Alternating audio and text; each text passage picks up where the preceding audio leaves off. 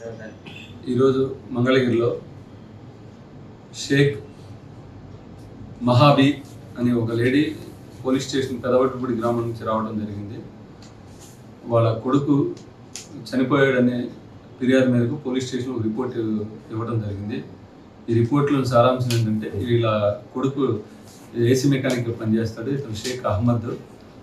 ఇతను ఒక 6 months back Kranti అనే లేడీని లవ్ మ్యారేజ్ చేసుకుని టిట్కోయిల్లో 4th floorలో ఉంటుంటాడు. వీళ్ళిద్దరు భార్యాభర్తల గొడవల కారణంగా ఈరోజు మధ్యాహ్నం 2 గంటలకు ఇద్దరు గొడవ పడ్డారు. ఆ గొడవలో భాగంగా భార్య కత్తి తీసుకుని భర్త అయినటువంటి వాళ్ళ షేక్ అహ్మద్ను కత్తితో పొడవడం జరిగింది. ఆ తర్వాత 108 అంబులెన్స్లో ఎన్ఆర్ఐ హాస్పిటల్కి తీసుకెళ్ళి అక్కడి నుంచి మెరుగైన ట్రీట్మెంట్కి విజయవాడ గవర్నమెంట్ హాస్పిటల్ తీసుకువెళ్ళడం జరిగింది. ట్రీట్మెంట్లో భాగంగా అతను చనిపోవడం జరిగింది. దానిలో భాగంగా వాళ్ళ మదర్ వచ్చి మనకు కంప్లైంట్ ఇవ్వడం జరిగింది. ఆ కంప్లైంట్ మేరకు మనం కేసు కట్టి దర్యాప్తు